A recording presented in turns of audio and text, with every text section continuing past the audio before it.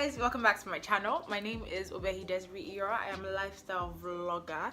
If this is your first time, however you found out about me, thank you so much for stopping by.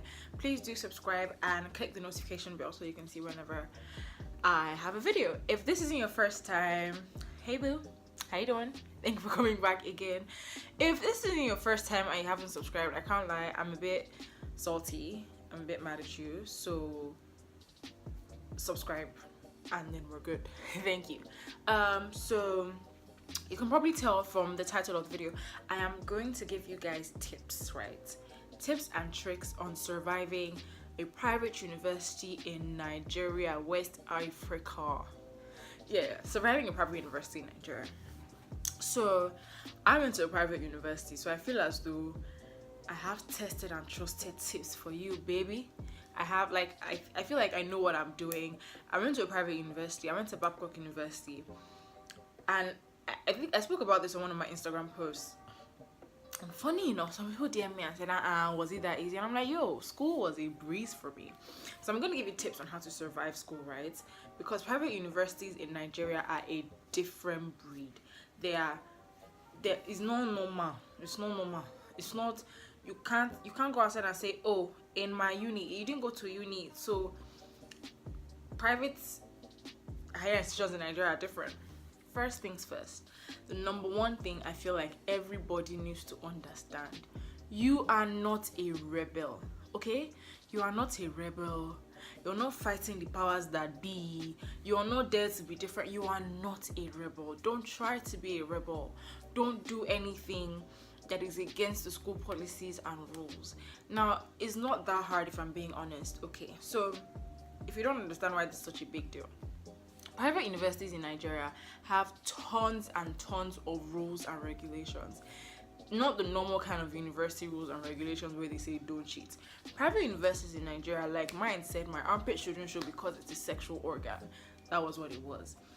Okay, so this is the thing, right? A lot of our private universities are owned by religious institutions. For instance, Babcock University is owned by Seventh-day Adventist Church. Redeemers University is owned by the Redeemed Church. Covenant University is owned by Winners. I don't know if it's Winners Chapel or Winners Church. It's owned by the Winners congregation, anyways.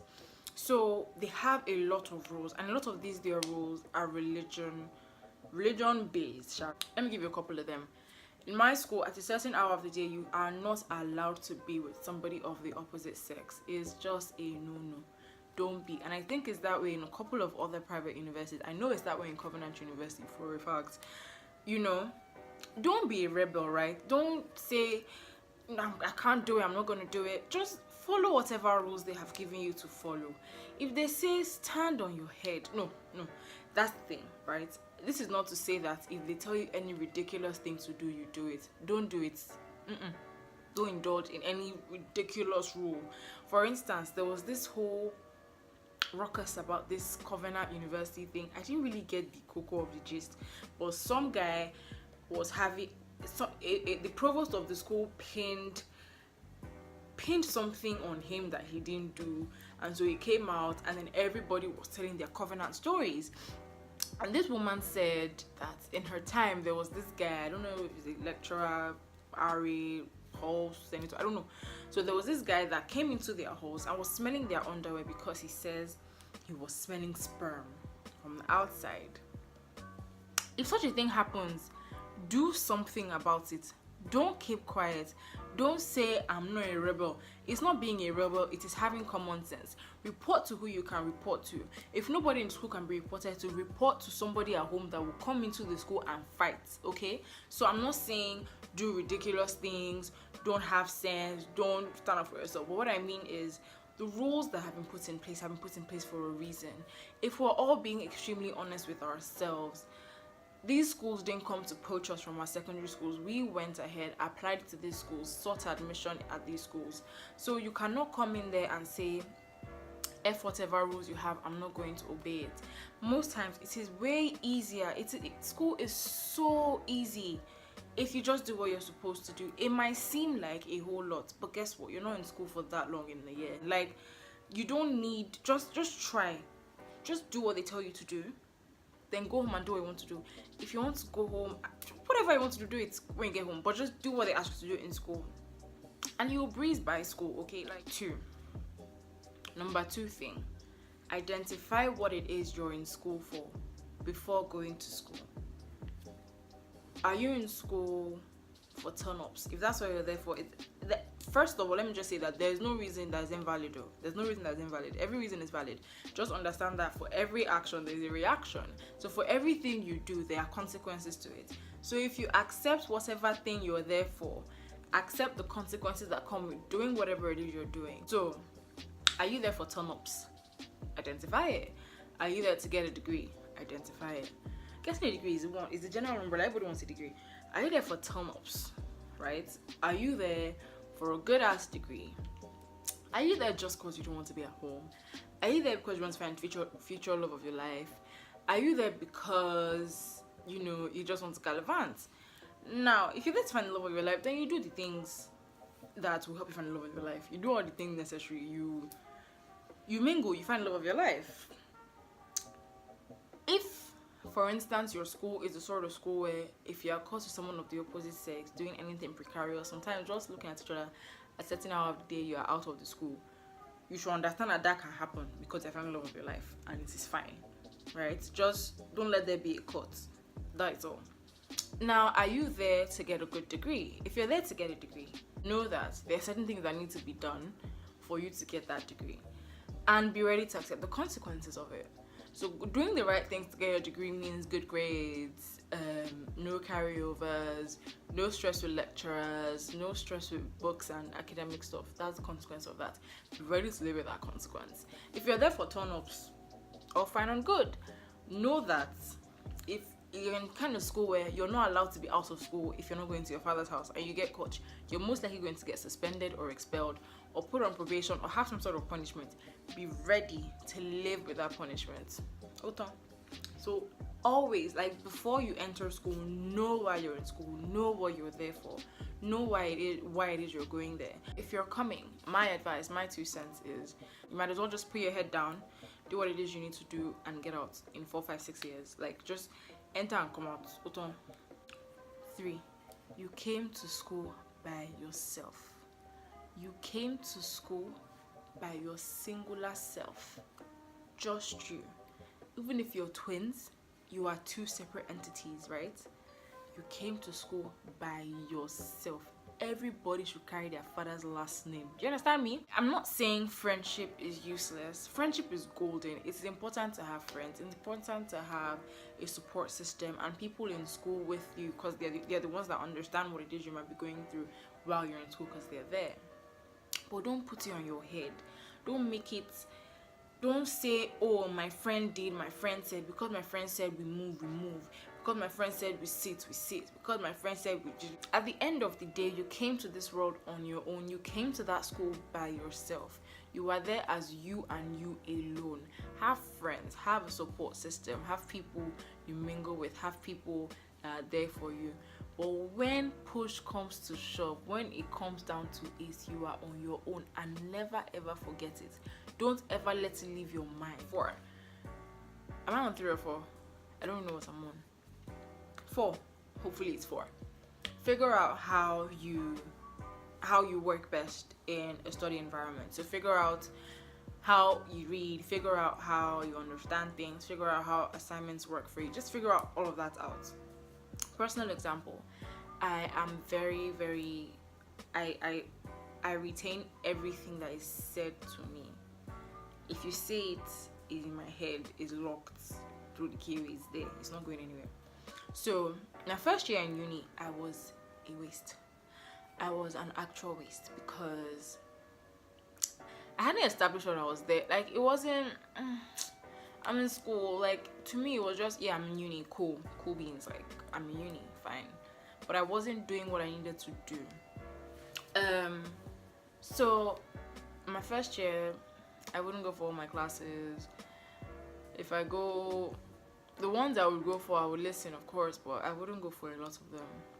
The first semester of my second year, I continued. I don't know why I continued like that.